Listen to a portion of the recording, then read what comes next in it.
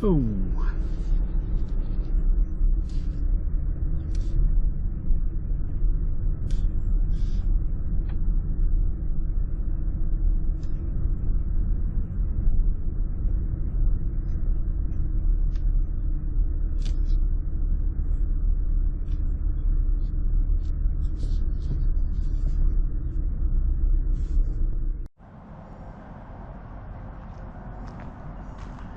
We have arrived at Wolf Creek Indian Village. It is a living history, or supposed to be a living history and museum for prehistoric Native or prehistoric American Indian village. It was originally discovered and moved when they built the I-77 South. We're going into the museum to buy tickets, and we'll see from that point. When you leave the museum, you go down this path, which compared to 10 years ago is sufficiently improved.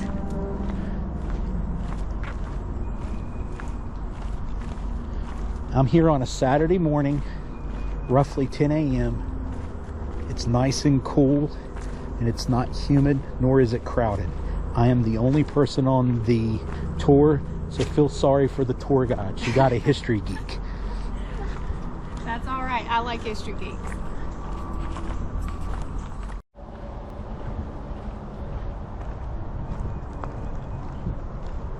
The poor tour guides had to put up with an old man coming down the hill. And now we're going back towards the village along a well-maintained trail that has the smell of mulch, which I love. A lot of people don't.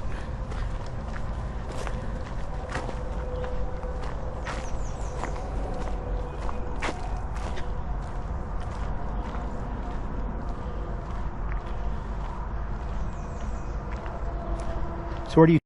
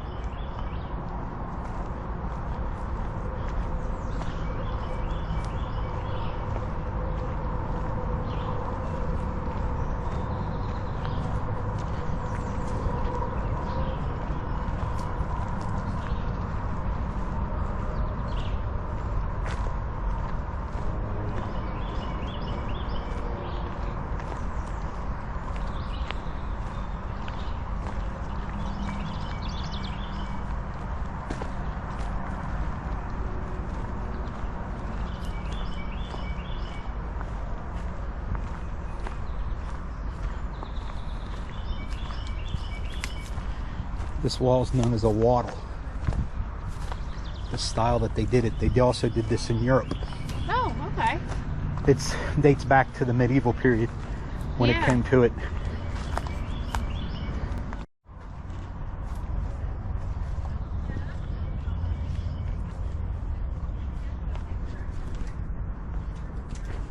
All right, so I'll give you a little bit of history in here, and then I'll take you around through each one of the houses.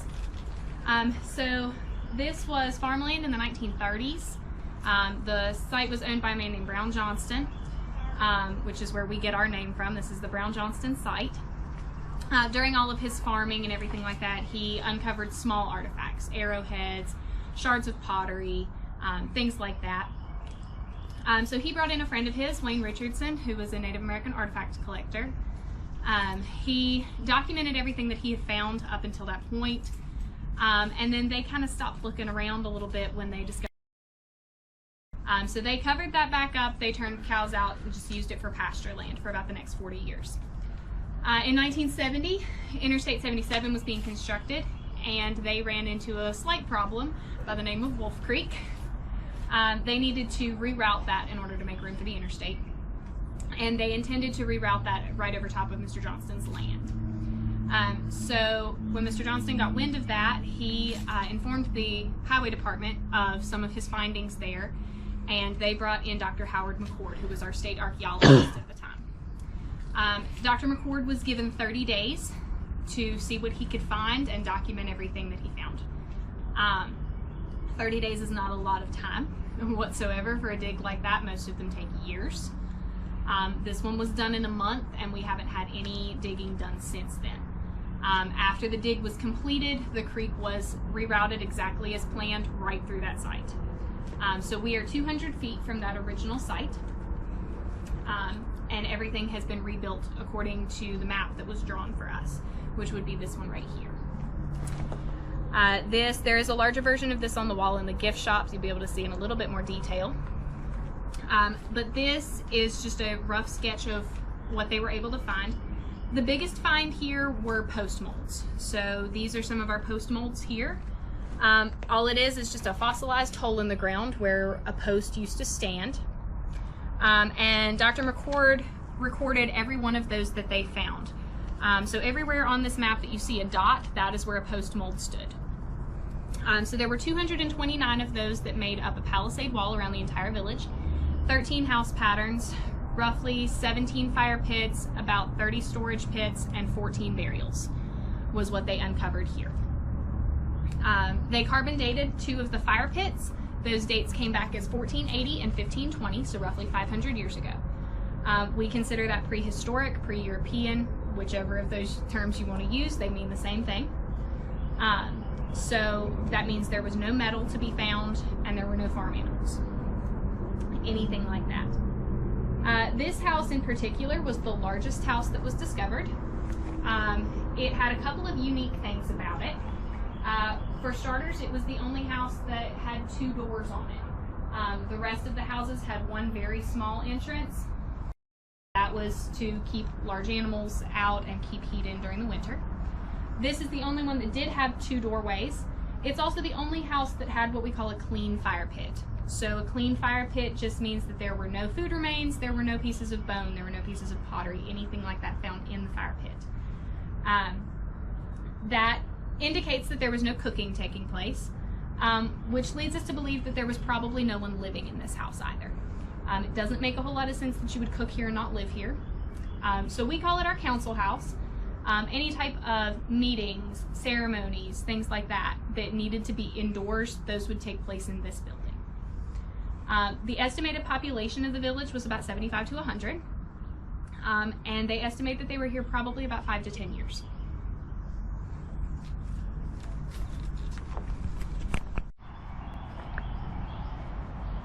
So these are a few of our burials. Like I said, there were 14 of these in total. These have also been moved 200 feet just like everything else. So they stand exactly where they would. So this house here, this is the only house that we have set up constructed as a living space. All of the houses would have been, with the exception of that very first one. But this is the only one that we do have set up that way. The rest of them are set up in stations. We've taken specific things from this house and moved them so that we have an easier way to set up those stations.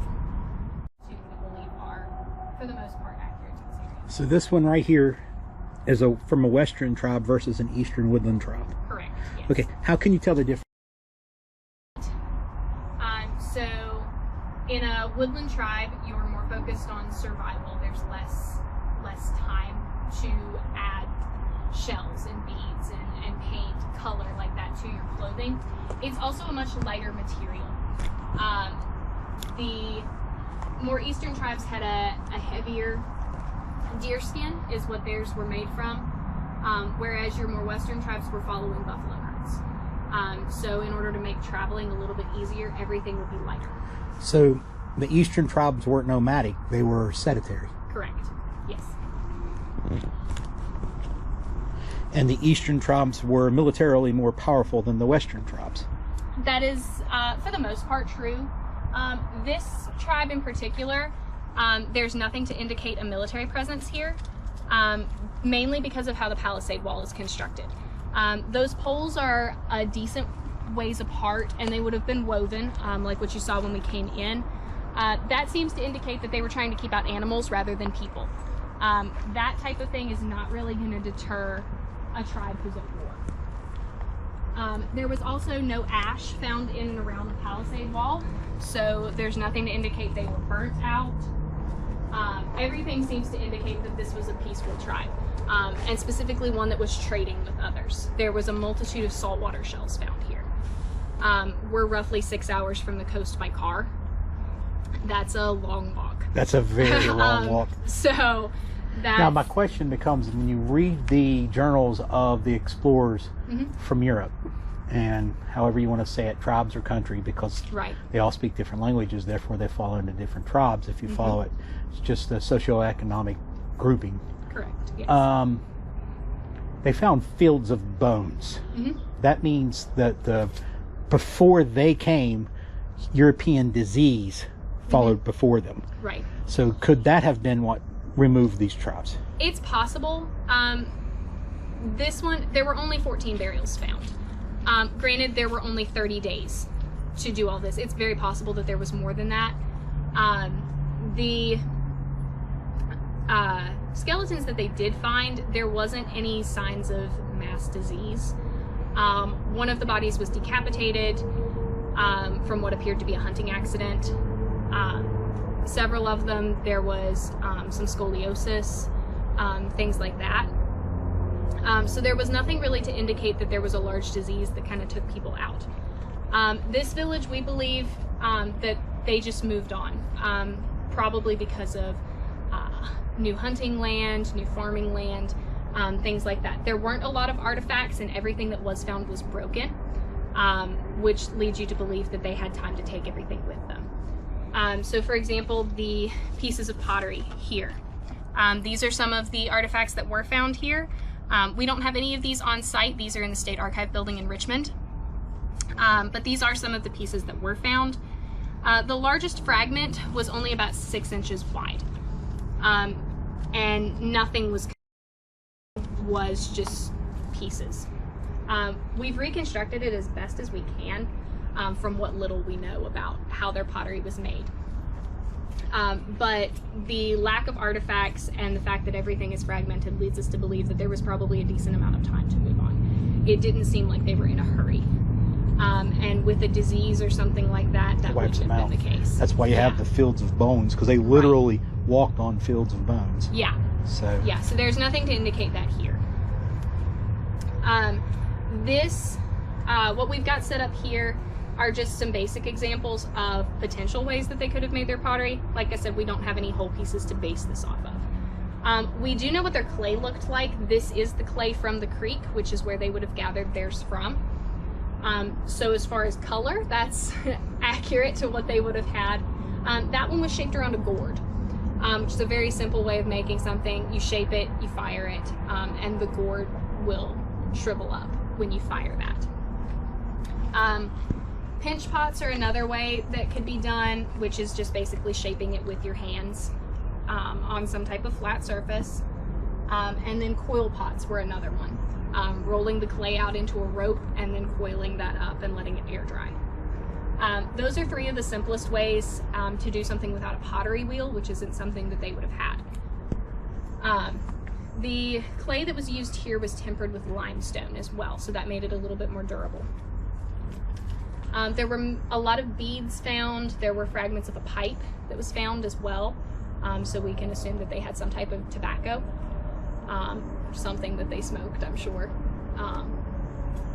But other than that, that's about all we know about the pottery from the fragments that we've got. The fire pit looks close to being a Dakota fire pit. These were dug when the village was constructed, so we don't know. Yeah, I don't know whether that's accurate to what was originally here or not. Roger that. These were dug by whoever built this village in 1996. So here's one of the husks to black walnut stems, tree bark, grapevine. Those are all things that we would have they would have had available to them. The tree bark would have come from the American chestnut tree, which died out in a blight in the 1950s. Brought over by somebody wanting Chinese chestnut. Right. They were absolutely massive trees, but because of the chestnut blight, we don't have those anymore. An acre of chestnut provides 5 times the calories as an acre of oak. Yes. Yes. So chestnuts were a big deal. Yep. And then, of course, the bark from one of those would have been enough for this entire village. Yep. They used the bark on the roofs of their houses, tying poles together, even baskets like what we've done with this one here. Would have been a lot tighter than this, obviously, but that's a basic idea of what that looked like. And you said that baskets predate pottery. They do. They are the precursor to pottery. The idea of pottery was created by sealing baskets with mud. And then eventually they just stopped using the baskets. Where did they get the idea to kiln them? I'm not sure. I'm not sure. Kilning pottery is a lot harder without an actual kiln. Yep. So air drying would have been your best option, which it's a very lengthy process. To get a piece of pottery from start to finish, if you're air drying, can take up to 6 months. You've got to collect your clay. You have to wash your clay, which that's a process in and of itself. Removing all of the sludge and mud and everything like that from that requires allowing it to sit in water and let all of that separate out. Then you have to temper it, which requires drying it out in small portions and then crushing it down into a powder, adding your limestone to it. And then it's finally ready to mix back with water and make your clay from. That process alone can take a week or more. Then once you actually do shape your pottery, depending on what your weather looks like, will depend on how long it takes it to air dry in the sun. If you've got a rainy spell, it's not going to dry for some time. That's even something that you'll hear in Cherokee, North Carolina. On the reservation, they will tell you that it can take up to 6 months to complete a piece. So it's an exceptionally lengthy process. We don't know whether they fired them or whether they air dried them. There's really no way to tell that based on what they found. The fragments weren't large enough to examine. Not sure where that idea came from. But the baskets do predate that. And like I said, the pottery was designed from originally just filling in those cracks on the baskets to make them water-worthy and something able to transport water in.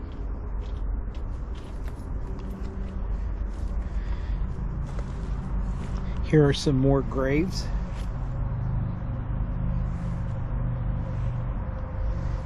If you look, this is what the beginning of a palisade looks like.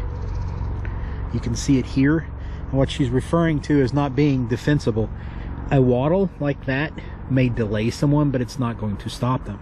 In order to stop them, you would have to take these poles and put them 6 to 8 inches apart all the way around. Now, if you're using firearms such as muskets or cannon, it's going to blow right through it, which is why when you started doing the medieval period, they went from tall stone structures to fat, short structures to be able to absorb those impacts. That weaving process that you see started on the wall also would have been what the houses looked like.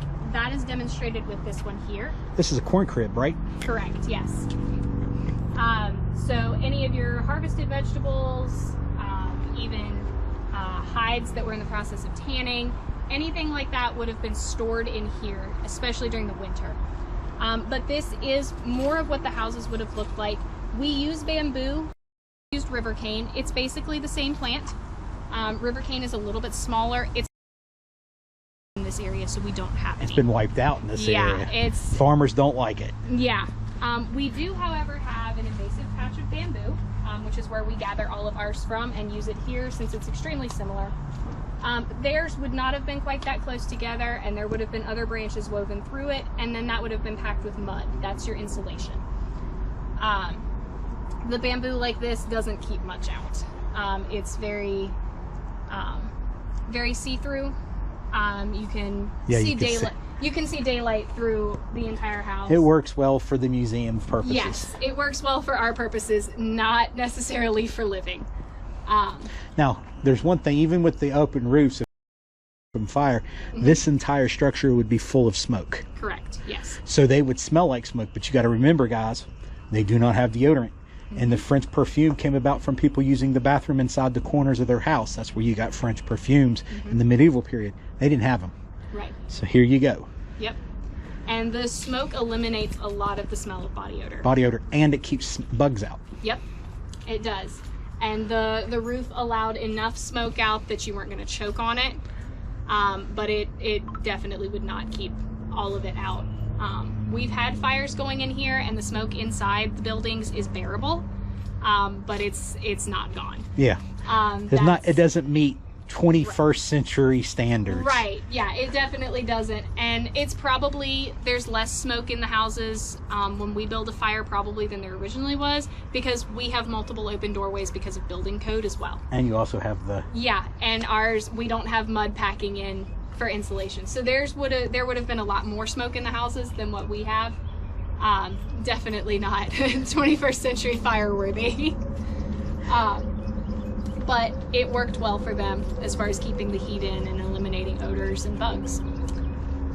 This we use as our food hut here. So we do know that these people were farmers. There were burnt corn kernels found in almost all of the fire pits. Along with corn, you would have grown beans and squash. Those are your three sister crops. They're grown a little bit differently than we do today. They would be grown in mounds. So today we grow all of these plants in rows in huge gardens. With the three sisters, you would plant your corn in a mound. You would let that grow to be about a hand tall, and then you would plant your beans. The beans vine on the corn stalk, so these would be pole beans. And then your squash was planted last after the beans had sprouted, and the large leaves protected the roots from excess sun. So there would be one plant of each in every mound. They grow exceptionally well together. They actually grow better than they do separately when you combine all three of those things. Now we've supplemented that with a lot of other things. Fertilizer and yep. Yeah. But on its own, without all of that extra stuff, that is the best way to grow those three crops. Everything else would have been hunting and gathering. So we have lots of nuts. Like I said, the chestnuts are a huge food source with lots and lots of those trees. We have lots of black walnut trees as well. All of southern West Virginia and southwestern Virginia is inundated with black walnuts. Yes, lots of black walnuts. We have a couple of white walnut trees as well, which most people know as butternuts. Yep.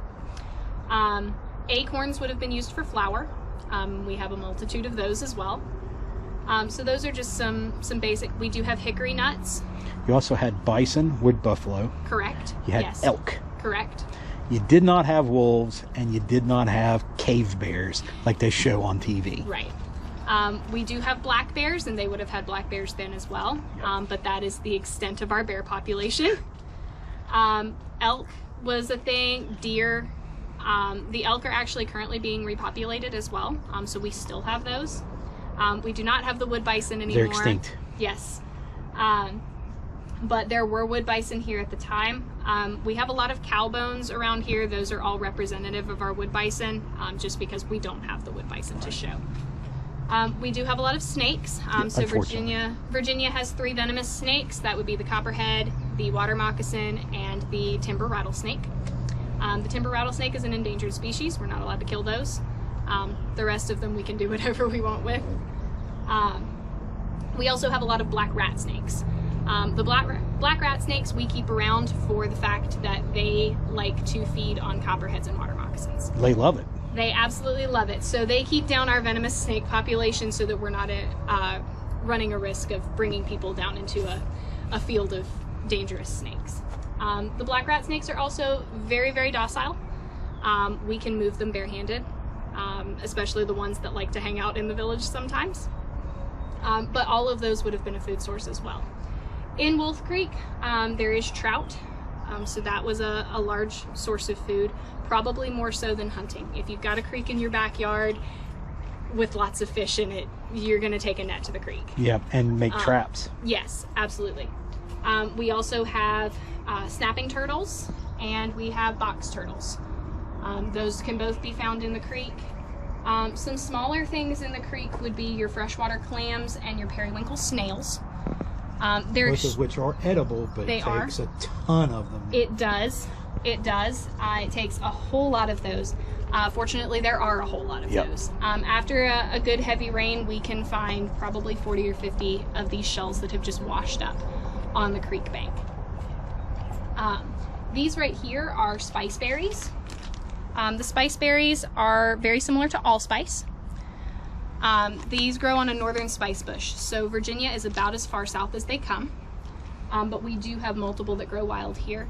The berries would be used as your spices. The leaves are good tea leaves. We have lots of bees. Now, in the late 1400s, early 1500s, when this village was inhabited, there were no honeybees. Those were not introduced in America until the 1600s. But we did have pollinators, like your wasps, your bumblebees, your hornets, your yellow jackets, all of the ones that nobody really likes. Those were all here, and the hive would be eaten. So you would smoke out your bees, and you would boil it down into a soup. Add whatever other vegetables, anything that you wanted to that. But your fiber comes from the hive, and then the larva inside is your protein. Yes, they did eat bugs. Yes, they did. There were eggs as well. These would not have been chicken eggs. Nope. There were no chickens here in the 1500s. That they did not exist here. But eggs like turkey eggs, ducks, geese, things like that. Which do not lay like chickens. They lay once, Correct. at most twice a year. Correct. So, And there were no pigs, there were no hogs, no boar. That's all introduced species too. correct. How far are you to being done with your tour?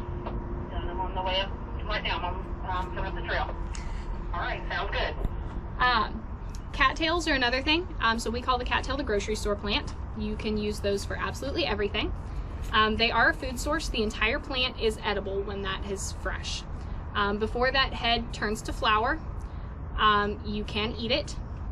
The stalk and the root are edible just like any other vegetable. Leaves would have been your basket material. Those can be broken down and made into a cordage. Then of course once that dries out and you get that brown head on it, it's got all of the pollen inside, it's a torch. So it would be dipped in bear fat and used as a torch. The pollen inside is excellent fire tinder. It's very flammable. And it also acts as a gauze pad, so you can stop bleeding with that. And it has a natural antibacterial in it as well. So it prevents any type of infection at the same time that it's stopping the bleeding.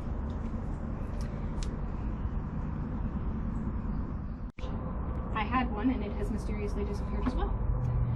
Basically just a round rock. You would break off a piece of your flint using that. And then once you've got your piece of flint broken off, this one's already starting to take shape. They would use a deer antler like this, and you would go along the edges. And that is a skill that takes years to learn. Yes, it is. And you're just snapping off little pieces along the edge to shape your arrowhead. After this skill has been learned, which it does take a very long time to learn, once you've mastered that, it does not take very long to do. There are people now who can finish an arrowhead in 5 minutes from start to finish. Nowadays, people do it with copper rather than antler. Like this, they'll use copper dowels even to break it off. It does move your hand further away from the flint, so you're less likely to bust a knuckle trying to break off a piece of flint with a stone. But it is still very much a skill that people use today.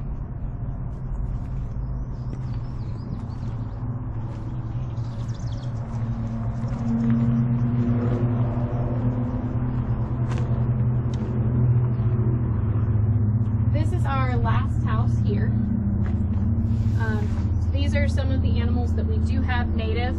Like I said, these are That's otter, right? roadkill. I mean, no, that's mink. That's a mink, yes. So these two right there are both deer hide. The difference is the way that they've been processed. This one was tanned, this one was just dried as a rawhide. The rawhide is much like plastic. It's a water repellent fabric. So it works very well for transporting water, and your more western tribes would use a rawhide from a buffalo for their teepees. Okay, now I've got a question for you, and I'm not playing gotcha, okay? I see it up here. Which one of these is not a natural species to North America? Well, that would be this one here, for starters, because this is a cow. Cow, and that would be also the red fox. The red fox. We do have red fox now. Well, we introduced them, though. Yeah. They would not have had red fox. They would, however, have had the gray fox. The gray fox, which can climb trees. Correct. Yes. The gray fox would have been something that would have been here. The red fox would not have been, but like I said, we try to use everything that's donated. I agree. I mean, I have no problems with it. I'm just... As best we can. But we do have a couple of minks here, a squirrel, rabbit, a couple of raccoons. This is a beaver. Our red fox. This one right here is a piebald deer. The piebald deer is the genetic mutation of a whitetail, so it leaves it mostly white. Of course, our cow is not native, but like we said, they did have wood bison, right. Which are similar in size, and the hide itself is very similar. Our possum, the gray fox, coyote, and then that one over there, we call that a cinnamon skunk. The cinnamon skunk, most people have never heard of. They're extremely rare, and same concept as the piebald deer. It's the genetic mutation of a black and white. I got you. Okay, because let's say we didn't have them, but that's just a mutation, sort of like an albino. Correct. Okay. It is a mutation. It is just a brown skunk. And then over here on the table, there are a lot of different tools and things that they would have used. We've got multiple different sizes of tomahawks. That would have depended on age and size of the person using them. This one here is an atlatl. The atlatl was used to throw spears with. That